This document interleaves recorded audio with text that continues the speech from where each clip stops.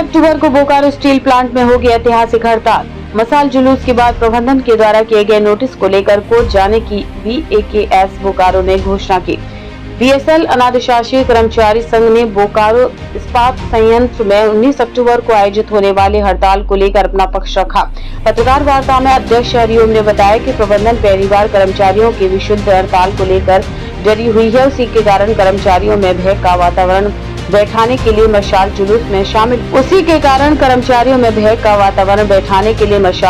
में शामिल होने पर कुछ कर्मचारियों के कारण बताओ नोटिस दिया गया, जबकि यूनियन तथा कर्मचारियों ने किसी भी नियम का उल्लंघन नहीं किया था। भारतीय संविधान में प्रदर्शन का अधिकार मौलिक अधिकार की श्रेणी में आता है। अपनी मांगों के लिए BSL कर्मचारियों ने प्रदर्शन किया था।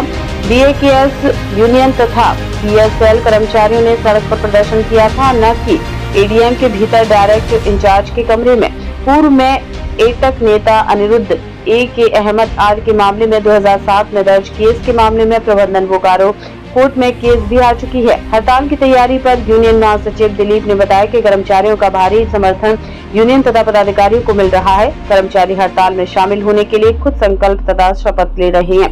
कंपनी के सभी अधिकारी मैनेजर हैं, मालिक नहीं।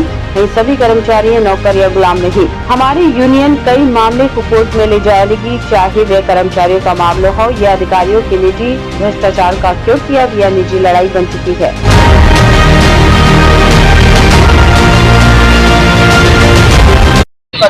हड़ताल करेंगे। ये हड़ताल विशुद्ध कर्मचारियों के द्वारा आउट हड़ताल है, जो सारे के सारे लोग सहभागी। लेबर कमीशनर साहब ने भी भेजा था, लेकिन अभी तक उनका जवाब नहीं दिया। अब हम लोग कहीं से भी मानने वाले नहीं। तो छुट्टी आई है जहाँ मैनेजमेंट हमारी और तीनों की वार्ता होगी,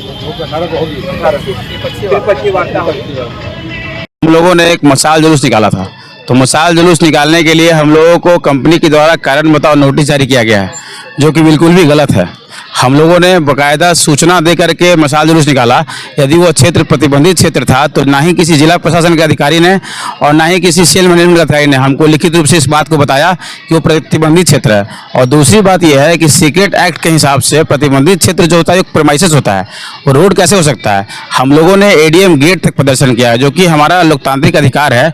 इस लोकतांत्रिक व्यवस्था में हमको लोकतांत्रिक रूप से शांतिपूर्ण विरोध करने का अधिकार है।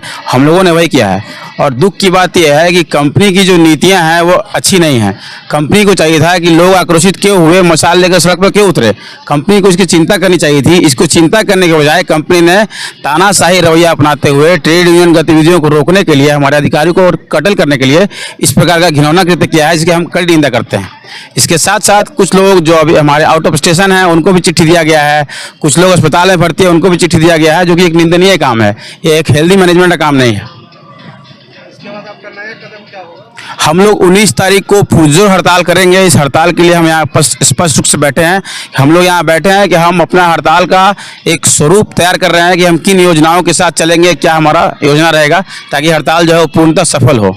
अगर बोला भी जा रहा था तो भिलाई में भी हम लोगों ने उस दिन प्रदर्शन किया। भिलाई में एक दिन पहले सूचना दे दी गई कि आपको वहाँ तक नहीं जाना है, तो दायरा बना, वहाँ तक लोग गए थे। फिर यहाँ बोकारो में तो जानबूझकर अगर आप ऐसा करवा कर फिर इस तरह से 50 लोगों को चिट्ठी दे रहे हैं, तो ये कहीं से भी उचित नहीं है, न्यायोचित नहीं है।